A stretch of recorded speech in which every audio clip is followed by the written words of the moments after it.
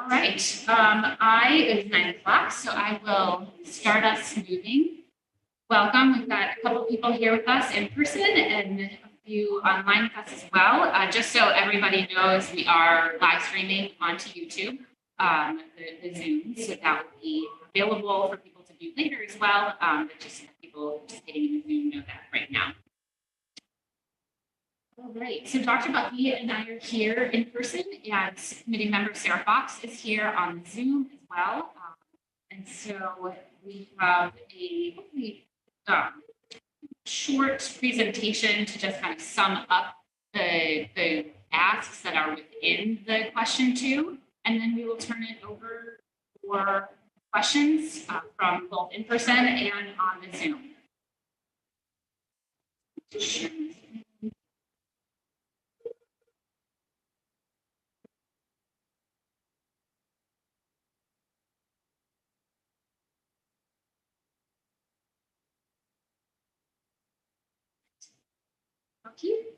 I'll dish to you and you can kick us off. Great. We've done a number of budget presentations and hearings and presented at town meeting, and now we're just kind of synthesizing all the information that has been out there. And one of the questions that we get most often is, why do we need the funding now? When I was hired as superintendent, there was talk of an override, and that was pre-COVID. Then COVID hit, and last year I did not think it was the right time because we had not been fully operational as a result of COVID. But this year we have done the work necessary to bring this forward to the community. So these represent immediate and ongoing needs. Many years of level service budgets have not enabled us to make investments in technology and safety, curriculum, personnel, and the needs don't go away. They build year after year, and as a result, we risk falling behind in meeting the needs of our students. And I think everybody in Marblehead would want our students to have access to an exemplary education. And if we continue to defer these needs, they don't go away, they just get more expensive. I think a perfect example of the more expensive piece that we've known that the high school has needed an increase for a few years, and the cost of that, which is in question 1 on the ballot on June 21st, has gone up exponentially since we first were made aware of it. So that's, and all of these current asks will be more expensive if we wait until next year.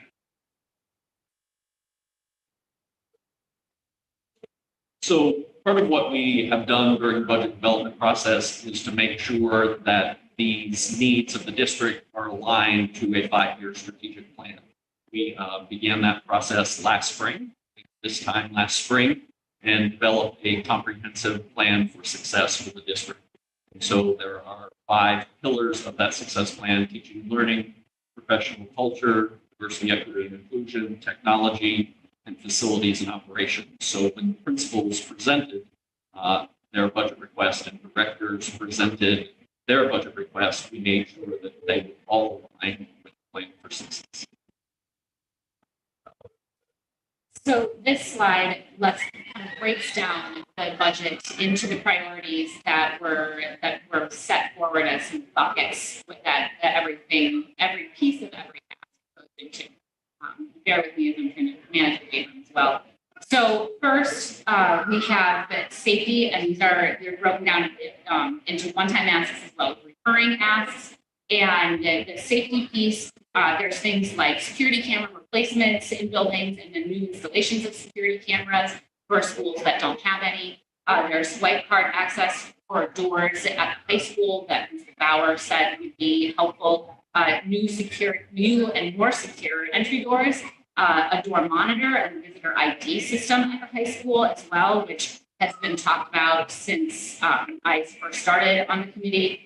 And then additionally, replacement radios, which is another piece that has been discussed since I first started on the committee 4 years ago. Technology is another ask, and there's been a lot of technology needs over the past few years with COVID. Some of our a lot of our technology needs are addressed in the question 1, but we also have some additional technology pieces that are software needs and some tech equipment for the village school. Personnel is one of our larger items for this one, and these are not, it can be a little confusing to people at times when we hear about declining enrollment, but these are not requests for additional classroom teachers. These are requests for personnel positions that have either been eliminated in previous budgets because of level funding and still we need to pay as the cost of things go up. And then there's also additional asks for educational imperatives that have developed over the past few years that are really necessary in providing an exemplary education to our students. And again, as Dr. Bucky mentioned earlier, they do align with the strategic plan for success. So one of the personnel requests that's been most discussed is the DEI director position. And so I'm going to let Dr. Bucky explain what that person will be doing in the district. Yeah, this is an important position as it is the strategic plan. One of the pillars of the strategic plan is work for diversity, equity, and inclusion. Actually, Marblehead is behind in this space because many districts have already incorporated a director of diversity, equity, and inclusion. Some have made it an assistant superintendent role. Others have made it a coordinator. All of our principals support the addition of this. All of our directors support. We're drafting the job description for the position, and each principal has put in how they would use this person in the work of the district. Primarily supporting classroom teachers in incorporating diversity, equity, and inclusion and social emotional learning across the curriculum to provide some instructional coaching. It's interesting, we have literacy specialists. It's not that our teachers don't know how to teach reading and writing, but the additional support is necessary. We have math specialists that go in, again, not because teachers are not adept at teaching math, but need that additional support. We have technology integration specialists. So the Director of Diversity, Equity, and Inclusion, I see as a support to classroom level educators as we look in this override ask. There are a number of funding mechanisms for curriculum, funding mechanisms for libraries. So this person would help to vet those curriculum materials that are back. It would lead curriculum evaluation, as I said, for classroom libraries. Enhanced practices for family outreach. We have a 22+% identification rate of students who receive special services. We also have students who receive 504 services. Put that together, that's about a third of the district. So we want to continuously be working to make sure that our schools are equitable and inclusive. And I think people who have been following superintendent's updates this year see that there is work to be done in this space in Marblehead. And I'll give you two examples that as a superintendent really resonated with me. The same-sex couple that scheduled a meeting with me that weren't sure if they should enroll their daughter at the Glover School in the fall because they heard that it wasn't safe and inclusive here. And that really resonated. And then there have been a number of incidents of anti-Semitism across the district this year. And to have a father call and wonder, is it safe to send my daughter to school because she's Jewish, tells me we have some work to do in this space. So for me, this is not a political appointment. This isn't a superintendent's wish. This is work that needs to be done in the district. And it's a position that is invaluable that we'll be doing forward. I think for me, the DEI position, Sarah, I see your hand up. For me, it became much more clear when I went to the MASC, MASS conference this past fall, and I went to one of the sessions that was about diversity, equity, inclusion, and how it looks in reality in a district. And there was the superintendent and the school committee chair from the Blackstone Regional School District, and which, I don't know much about that district, but from listening to them, seems to be similar demographically to Marblehead. And one of the pieces that as they started to dig in and do this type of work within their district, that they recognized off the bat was that they do a thing where they recognize kids for MCAS. And at their lower level in their elementary schools, they were recognizing boys and girls alike and pretty evenly across the board. But they started to notice that as they got up to their middle school, and particularly their high school level students, all of the boys were no longer being represented and they were acknowledging girls' scores. And so it caused them to pause and say, all right, well, what is happening with our boys here? And that to me was a really poignant piece because it spoke to how this piece with diversity, equity, inclusion, and when we start to do this work, really benefits all students, not just what some people kind of fear and think is going to be very pointed and directed at certain groups of students. But it really is about reaching all students. And as I would like to say, that a wonderful second grade teacher who my oldest had, Philo Watera, at the Old Bell, used to say she would check in with her students every day because if a happy kid is walking through her door, that's a kid who's ready to learn. And if a child is unhappy or has had a rough morning, she needed to do some work to get that child in a space where they were in a better mindset to be able to access the curriculum. And so when we do this type of work in all of our classrooms and across our district, it really benefits every student.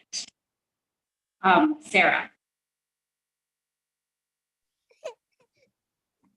I was just letting you know there's an echo in the background when you guys talk, and it's hard at times to understand what you're saying.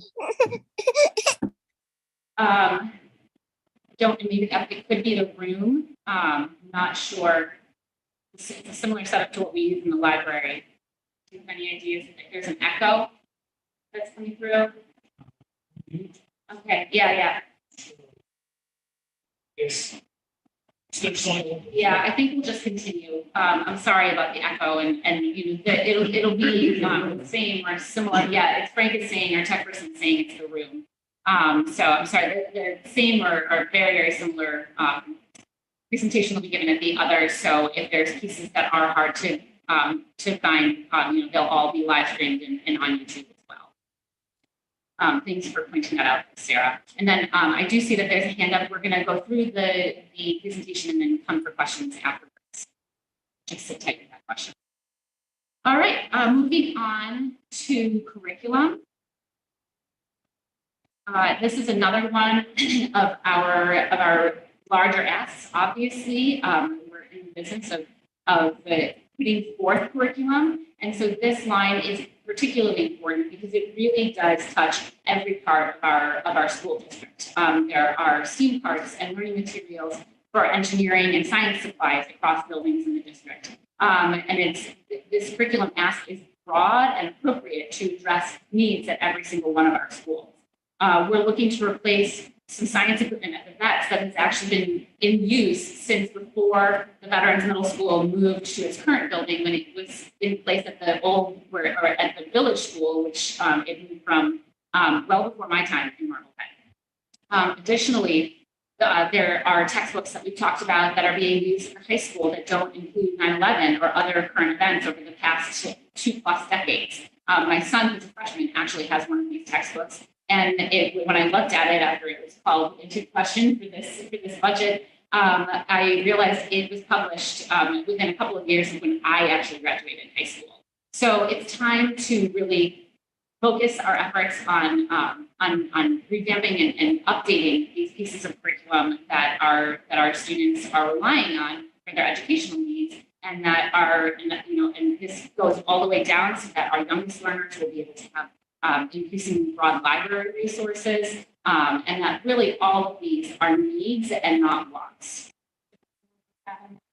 No, but it is all encompassing requests. They represent from K to 12 curriculum, supplies, materials, equipment, resources. They just haven't been funded adequately over the years. So these will get the materials and supplies and equipment that our students are using up to date.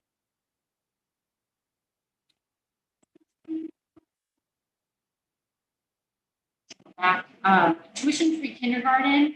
This has been, some are very supportive of this, others not so much. We do understand sort of where that balance comes out. What we really have come to with the school committee is that at the end of the day, most districts in Massachusetts do offer all-day kindergarten at no additional cost. And for people who don't completely understand how education has changed over the past decades, kindergarten is really no longer an entry point into elementary school. Really, kids have come in, they know their letters, some know how to read already when they come into kindergarten. And so kindergarten students are expected to really have a solid understanding of reading, and that full day experience is pretty necessary at this point in order to set our youngest learners up for success as they move forward into our system. And so in the purview of the school committee, we very much feel that if it's an expectation for success, that it should cost no extra money for parents. And that, we've heard that people can come to the district and ask for support or help if they can't pay for it, but that comes with drawbacks as well, because it can be quite humiliating for people to have to come and ask for help. So where we want to move forward and have all of our students have access to the very high quality aspects of our district, we thought that it was important that the tuition-free kindergarten was added into this budget. The equipment and maintenance line is basically recurring costs that need to be adjusted for the yearly cost increases to the required contracts that we have and that we are required to maintain to keep our district buildings maintained and safe. And finally, the town benefits that are on there it's a $497,000 recurring ask. That was actually added in at the request of the town. The town covers our staff benefits, and there was concern that with the additional personnel asks that they would not have funds to adequately cover all of those personnel. So our business director, Michelle Presta, worked with the town to come up with an amount. And so that town benefits number actually is never going to be seen in the school district's operating budget. That money, should question 2 be successful, will go straight to the town to utilize for benefits for staff in the district. So it's important that people understand that.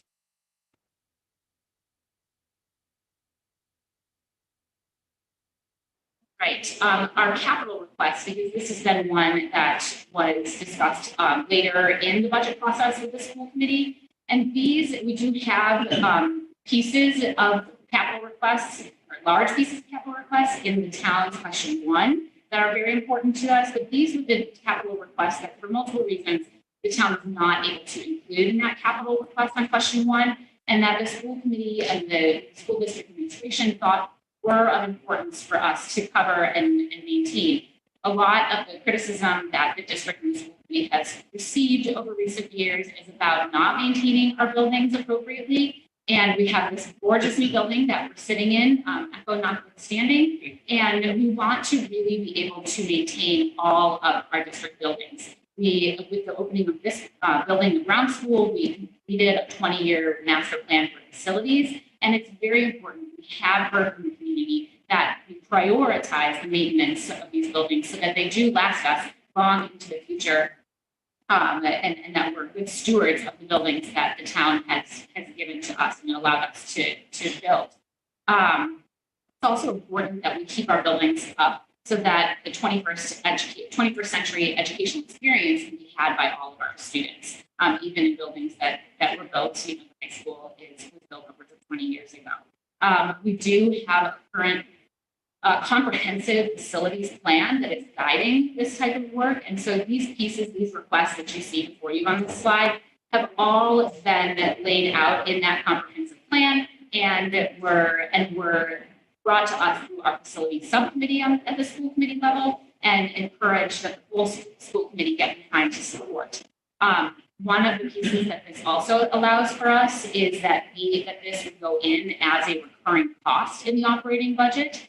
And that basically memorializes us to have the $426,000 in some odd dollars, and that gives us that money moving forward to address the additional facilities maintenance needs that we know are of critical importance at this current time, and that were chosen to not be addressed this year, but wait until additional years. I think the number that I last saw upwards of $2.7 million that could or should be taken care of next year. Obviously, that's a massive sum, and it's basically too much work, even if we have the funding for it. But this $400,000 allows us to start to very adequately chip away at a lot of those maintenance needs in a way that we can manage as a district and memorializes them in the budget moving forward.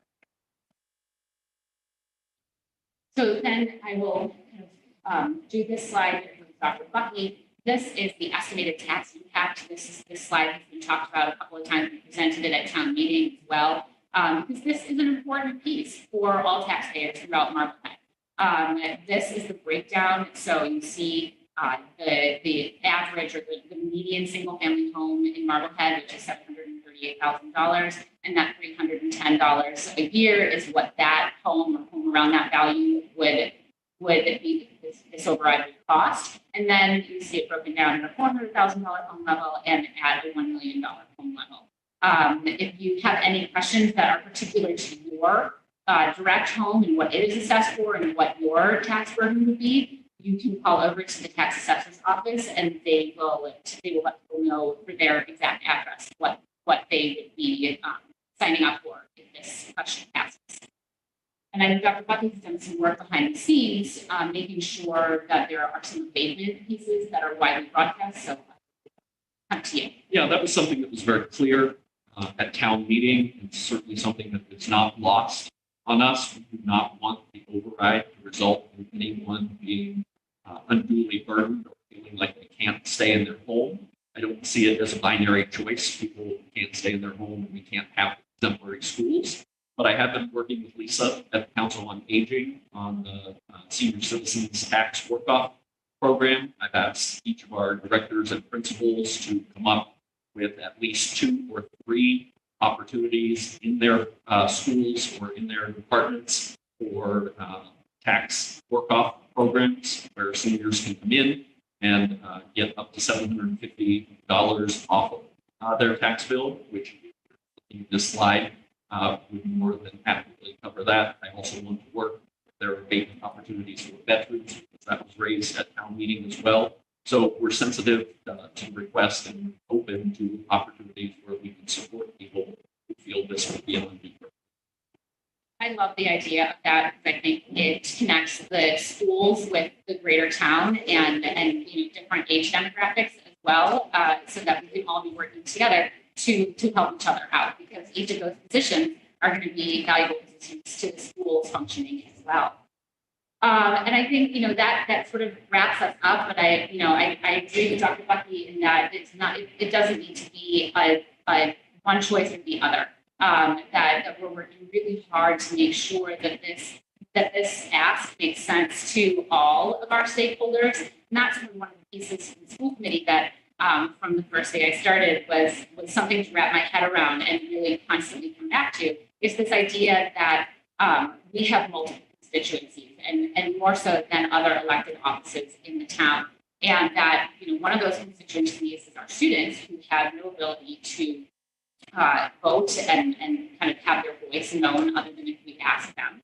And then there are parents who are also usually taxpayers, but then there's the larger tax base within the town of Marblehead, and that each one of those groups is important and their voices deserve to be heard and recognized. And, I've been saying for quite some time, I know we need money, I just can't tell you when, and when I can tell you, we will ask. And here we are today, being able to tell people exactly what we need and why, and we are then asking for it.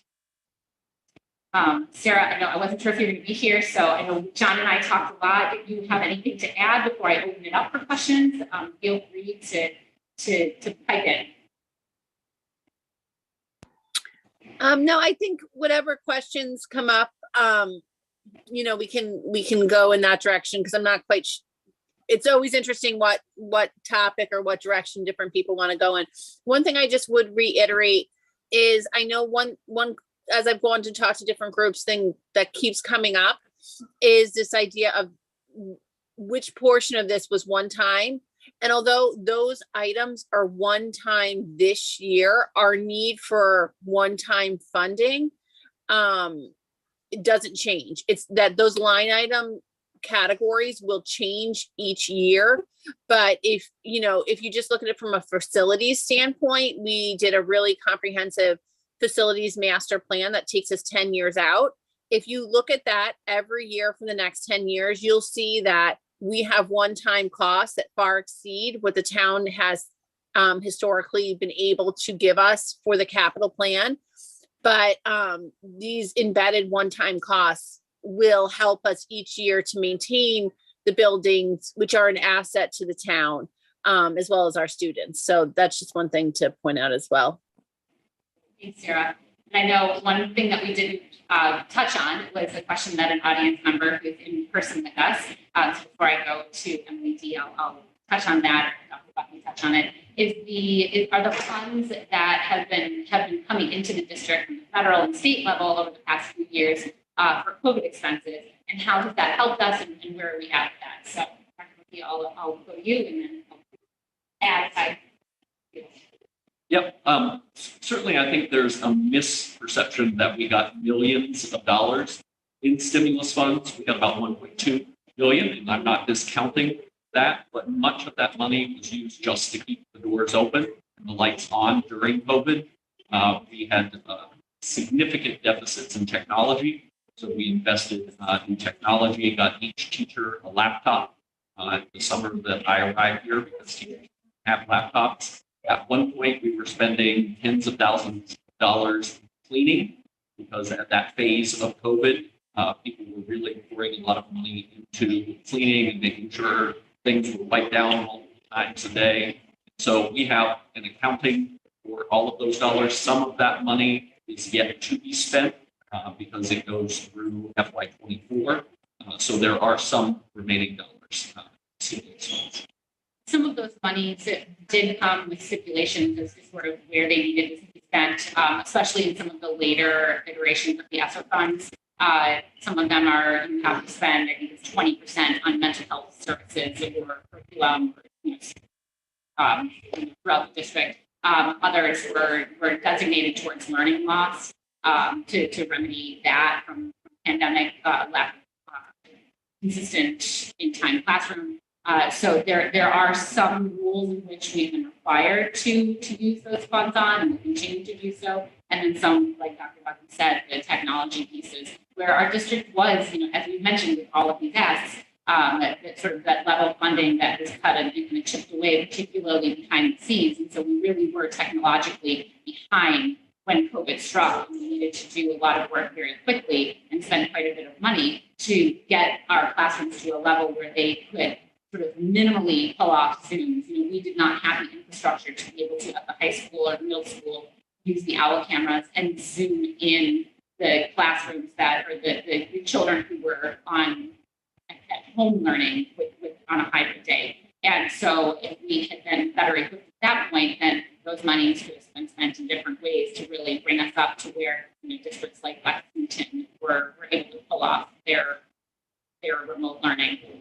So and it's actually lessened these things that we have had to address in this budget. And that was my other question about the technology, right? So we're able to use that money legitimately for COVID purposes. It would have come off hopefully a bigger budget. Exactly. Yeah. So our technology ask, which is big because there is a big portion of it in question one as well, would have been even bigger had we not had all of that money come in through COVID. That's good. Yes, it is good news.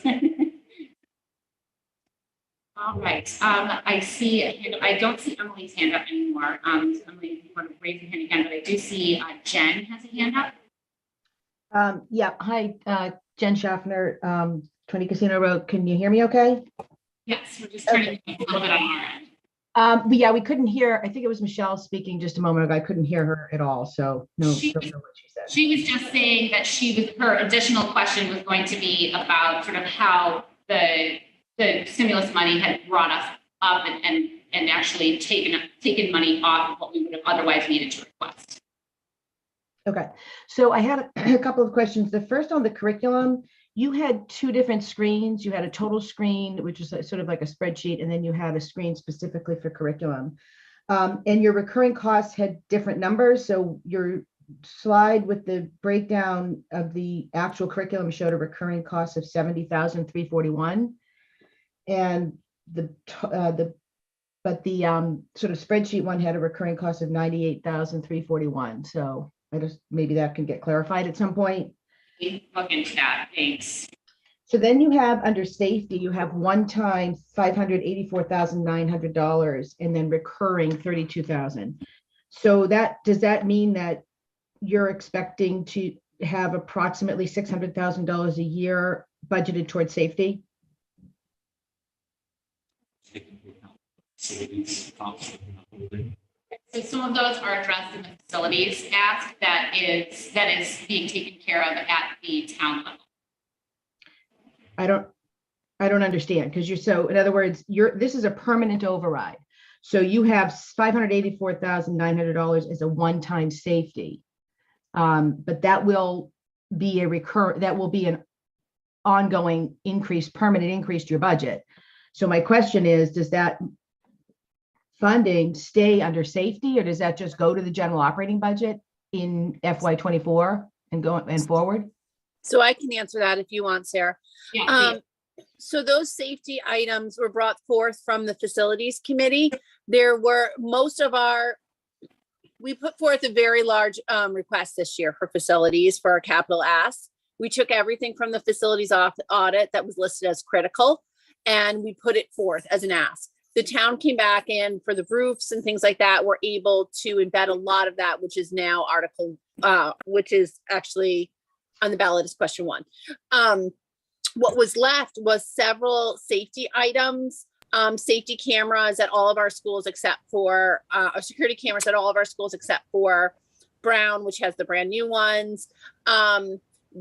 Dan Bauer wanted a new door structure, kind of to create what we have at our newer schools, like a man trap type of thing, as well as a kiosk when you check in, where people's ID would be scanned, and which would do like an immediate, query type of check. I think they're utilizing it right now at Swampscott High School, Essex Tech. Most area schools are using that type of software right now. So embedded in that 500 would be the security cameras, the build out for the man trap door, the kiosk that would be the check-in, as well as the software to run that check-in program. The reoccurring 32 is for the personnel that we will have staffing that check-in point when you come to the high school. And then where those one-time costs are, next year will go towards more reoccurring capital expenditures that each year are considered a one-time cost, because for this year it was the security cameras. For next year, and forgive me, I don't have that document in front of me, but I can pull that up and get that information to you. For next year, it may be, I know sometime in the next 4 or 5 years, we're scheduled to redo the parking lots or the ballast in the lighting. Various one-time costs that if we follow that facilities audit will be one-time costs every year. But I would almost label it as a reoccurring capital investment. They are one-time costs. They're just going to be a different one-time cost every year. So this year it is those safety items. Next year, it will be the next item that is scheduled on the facilities master plan for next year, if that makes sense. Yeah, it does. So that actually goes into my next question. So under capital requests, you have a total of $426,407. So again, these are, I assume, will be completed next year. So then in the following years, because this is a permanent override, you'll have another 426,000. So you're going to have over $1 million a year. I guess if you include the safety, that is all going to be going into your capital spend every year. some of the things, a large chunk of it would go to the capital. If you look at the facilities master plan, we were recommended to be, for a district our size, to be updating anywhere from 1 to 2 million a year. We, as you know, do roughly about 150 to 200,000 a year. So we have a bit of catch up on things that we've just kicked down the road for so long. But also things like we don't have, there will be, to pick another one-time cost that will come up in the next 2 years, social studies curriculum.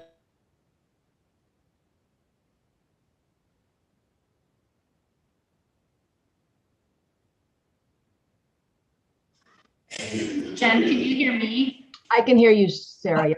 You just lost Sarah. All right. So I'm just trying to determine, like, I'm just trying to bottom line it here. So it's about $1 million or over a year that will be as part of this permanent general override. And so that's a good portion of this. So my question is, it appears that you're, at least for the first year, it's going towards capital requests. And I guess the question is, how do we know in the future that it will continue to be allocated? I mean, it's not a debt exclusion override. So it's not, by statute or by vote going to be guaranteed to go into capital improvements. Yeah, so if that would, each year it would be addressed as to what it's funding through the budget process. So starting with the workshop. So it's at the discretion of the school committee each year. Correct. Yeah. Well, and as it's recommended from the administration. Thank you. Thank you. I don't see Sarah back on yet, so we'll give her another minute to get back on. But does anybody else have any questions? We've got a third person who joined us in person. Does anybody in our audience have any questions or online? Yes. Last time there was a permanent override. So the question is, when was the last time that there was a permanent Prop 2.5 override for the schools? And I believe that was about 17 years ago when the entire town had a Prop 2. It was the full town ask. Yes. And we've had, our asks for our buildings within there at the debt exclusion levels. But this is really the first operating asks, large operating asks for a very long time. And, we are absolutely committed to, managing this money with fidelity. My first year on the committee was when we had a budget issue where funds were used incorrectly. And so, it's been very important to myself as well as the other committee members that I serve with to really make sure that we have hired administrators who are going to be giving us good information so that we are capable of understanding all of it and managing all of it correctly, as well as, just making sure that we're good stewards of the town's money. I strongly believe that, that although we operate in separate areas as the schools and the town, different various departments, we are one Marblehead and we all have to function together. And one of the other pieces that we do have oversight on us from the finance committee, and they are supportive of these asks. And they have understood them. We've worked with them the entire time during this process. And additionally, that we'll continue to do that. We've worked very hard over the past few years to really rebuild our relationship with the town and them with us so that they have a deeper understanding of our budget lines. We've made information more available, or tried to. It's still a work in progress. And we'll continue to do that and try to make things more and more accessible. I was saying to one of our audience members that we will be getting to work on an area on our website that people can go to where it really streamlines all of the various slideshows that have been put forward and documents that might be really important. There were a lot of them that I was choosing the slides for this deck that I wanted to put in, but it was going to make it just too lengthy. But there's really good information that goes even further in depth than what we were able to do today.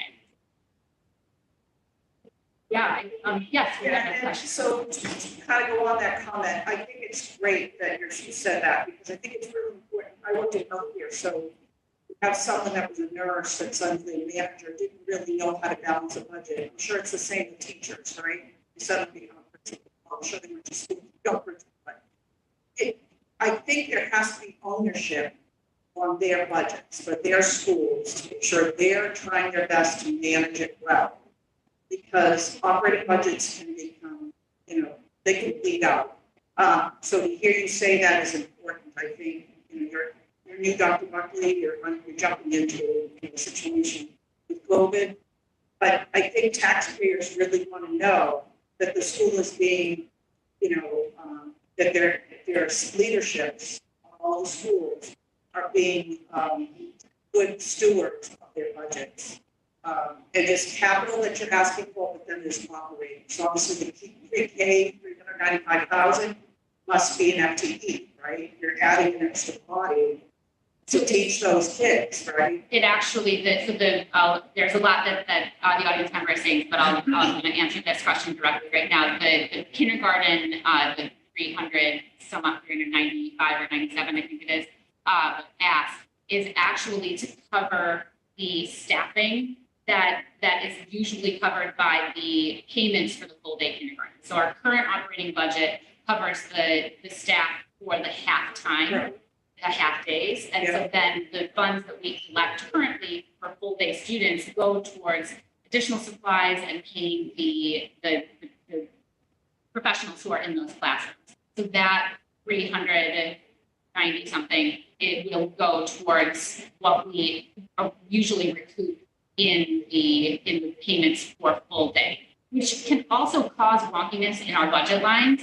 This year, I don't think it happened, but in previous years, that has been a line that we've had to watch as payments either don't come in or something has changed and we've had to add a classroom or something that where we have to serve the students and provide these staff members, but it wasn't originally budgeted for and something's kind of come up that we need to do. And so that line has been one that has had to be tightly managed in the past. Yeah, so this will eliminate that. Right? Exactly. Yeah. This will eliminate You have that. people in the- Yep, the variability in that line will be much better accounted for.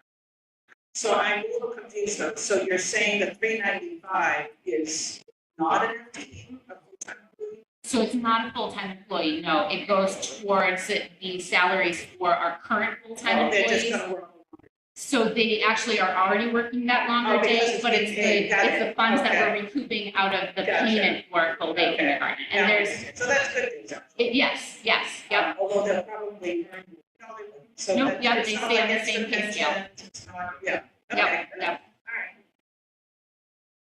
All That's a right. win as far as I'm It is a win, yes, yes. Money well spent. And thank you for the questions, because those are great questions that, because that is one that people have had a lot of kind of question marks on and explain to me, I had to pay for this, why can't we continue to do that type of thing.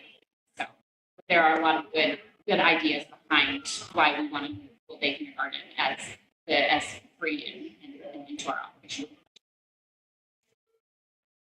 All right, I don't see any other questions either online or in person. Our next budget forum, which we'll tweak up this presentation a little bit. Thank you for bearing with us as you're the guinea pigs on this one.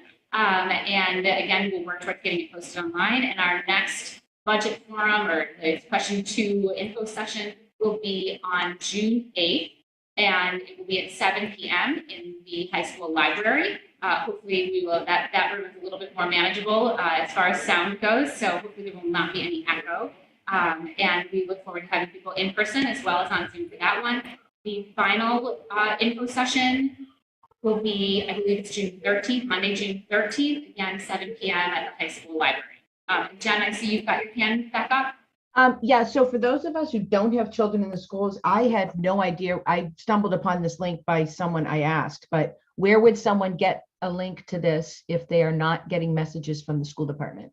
Yes, so thank you for pointing that out. We had hoped to have a forum of the school committee today, but work schedules did not allow for that. So we weren't able to actually officially post this meeting with the town. The next 2, we will be able to have a forum for our school committee, so we have them posted through the town. So if you look up on the town meeting website, that those 2 forums will be up there and the Zoom information will be in there as well. And we apologize, I think it was out on a couple of Facebook pages. Dr. Buckley sent it out in an email, but again, yeah, you're right, Jen, there's only so many avenues that we have. And I was talking with another committee member yesterday about possibly trying to see if there was some other way within the town that we can get these information sessions out there so that people who, again, don't have access to the regular school pieces will be able to know about them. Additionally, so each one is being live streamed, and then it will live on the YouTube page. And I have been talking with MHTV about being able to have them, they will pull the Zooms off of the YouTube and put them on MHTV too, so that people can go back and listen and learn. Jen, did you have something else? Is there any reason why you can't post the link on the school website? We can, yes, yep. Yeah, we just have to we've been working with the Office of Campaign Finance and Ethics to make sure that we're not promoting question 2. We can offer information about question 2, but we have to be very careful about it. So we are working to have a page where all of this information can live.